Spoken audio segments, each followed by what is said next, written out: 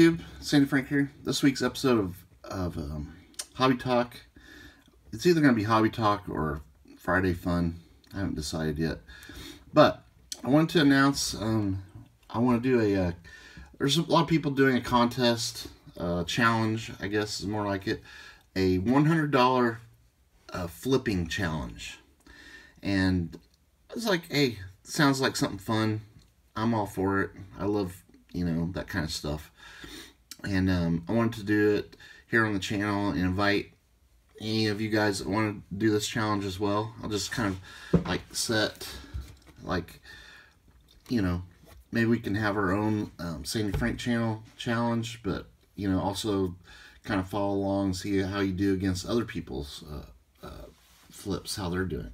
So the goal obviously is to take $100 and by the end of the year have, be able to turn that $100 into as much as you can.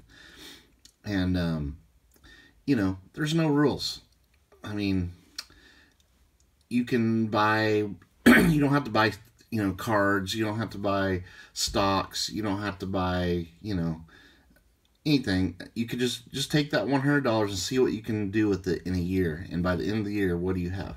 So I know a lot of people are going to be wanting to buy things and then hold them for the year. And then let's say at the end of the year, you weren't able to sell it. We'll still, on the Sandy Frank channel, we will count it if you still have it, like the item or whatever you have, at the current value. And I would say, if it's a graded card, we'll go and look at what the last three comps are and take an average of those. That's how I usually get all my prices. So we'll do that. So what I'm going to do, I thought about this strategy for quite a bit, and I decided I would go to the local hobby shop and do basically what I do normally, and that is buy raw cards and grade them. Well, sometimes I just get them out of packs and whatever, but I thought the best use of that $100 would be to buy raw and then grade.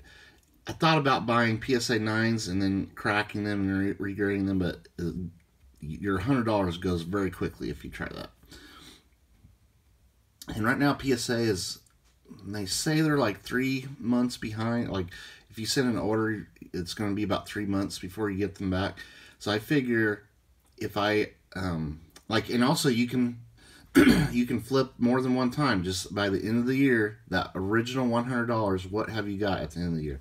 So my plan is to buy some raw cards, grade them, sell them, and then use that money to buy some other, continually using that original $100 investment and see what I end up with. So if PSA really is taking about 3 months to grade things, then that means I have a shot at doing 3 grade and flips, basically. So pretty excited, but I'm already a month behind here. This is the end of January. So this was my plan. So I decided I would go with either 4 or 5 cards, raw cards, and then grade them, because I have to remember, and I'm using TCG. I decided to go with Pokemon because Pokemon is red hot right now. I feel like these are going to be pretty easy cards to flip. So that's part of it, is you want stuff that's going to be able to flip quickly, because you need this by the end of the year. So I tried to pick things that I was familiar with, stuff that I was confident that would get PSA 10s, because in Pokemon you get a much bigger premium for a PSA 10 than like a PSA 9 or 8. So I ended up picking out 5 cards, but I had to basically 5 cards for $25 raw, because I have to pay for 5 grading fees, and Pokemon card grading fees are right at $15 or less. So I just went ahead and decided, okay, we'll go with $15 for each grading fee.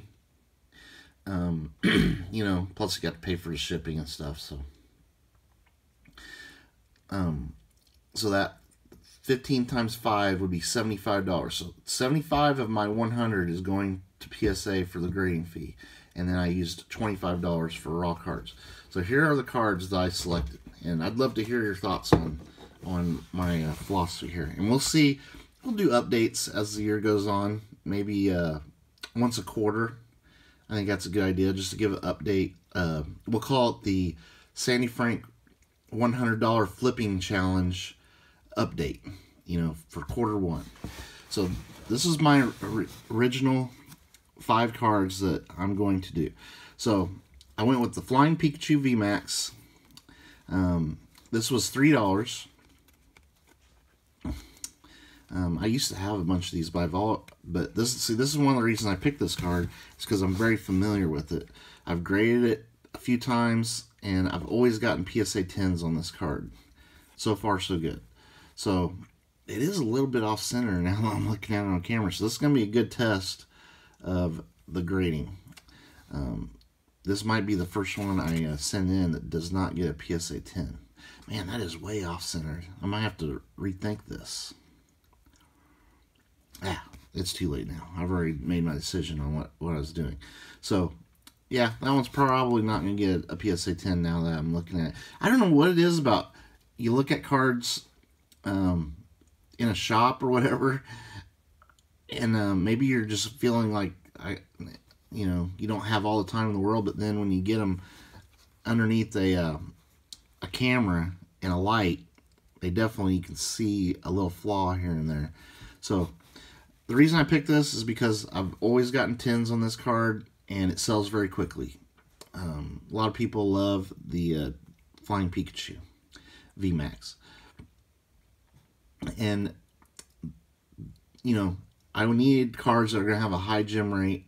This could still get a 10. I've gotten cards that are off-center this much, get a 10. So we'll try. If we get a 9, we might be behind our challenge a little bit. But anyway, that was my first choice. My second choice is the Surfing Pikachu VMAX. Another card is $3. This one looks much more better centered. So, yeah, this one probably very easily will get a 10.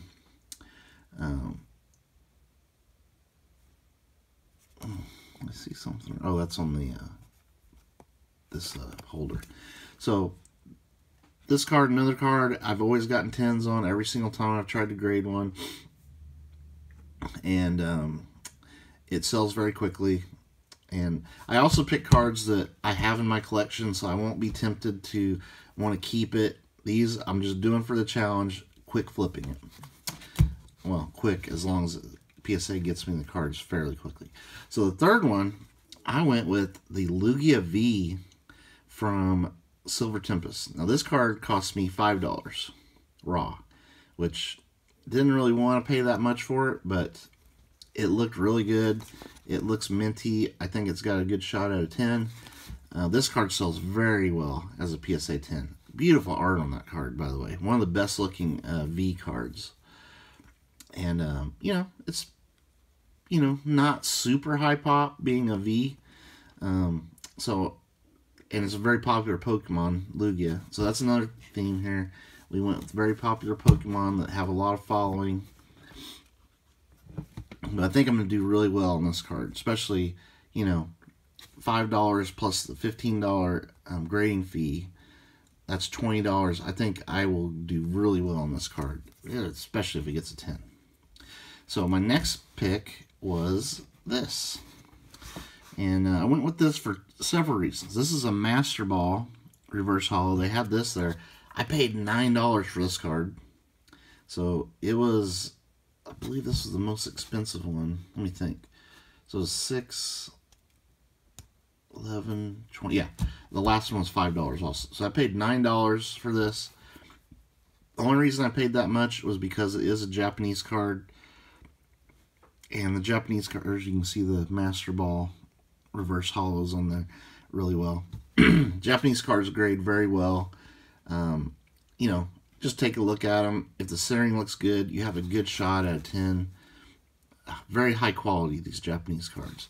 And these Master Ball cards, they were 1 per booster box in Japan. So a lot of people are trying to make master sets of the Master Balls. This is from the 151 set. It's Weeping Bell. Not a big name Pokemon, but people need it for their Master Ball sets. So I feel like it's going to be really easy to grade, and there's a lot of people trying to make this set. And these are not like real common cards. So I went with that one. And as my number 5 card, I went with another card from 151, and that is the Ivysaur Japanese illustration rare. Beautiful card. 151 is a monster set. I'm very bullish on 151. This one looks really good. I mean, it's ever so slightly thin on top, but I mean, again, it's Japanese card, super high quality. Should do really well in a grade, and if it gets a 10, I'm going to do very well with that one. And there's a really good chance it gets a 10. So this is my initial investment on the $100 flipping challenge. Let me know in the comments, what do you guys think? Am I going to have some success here? Or are these going to be too hard to flip? You know, that's another thing. You got to have cards that are going to be easy to flip. And then if I get them back quick enough, I'll be able to flip them again, at least for sure one more time. And then we'll see how much I get after I sell these. That way, like, let's say if I do really well and double my money, like after I grade these, get them back, sell them, after all the fees and everything, I end up with $200. Then I can take that $200 and do something with that and try to flip that into more, and we'll see what I end up with at the end of the year. But I felt really good about these 5. I don't have these in my collection, but I do not collect modern Japanese. That was another reason I went with modern Japanese. Super easy to grade, and I don't collect it. So, and I have this one already, and I have these already. So I wanted to pick cards that I have no attachment to. All right, thank you for watching. Stay tuned for more videos, and guys, let me know if you want to do this challenge, and let me know your strategy. Keep me updated. Let's have some fun. All right, thanks for watching. Stay tuned for more videos later.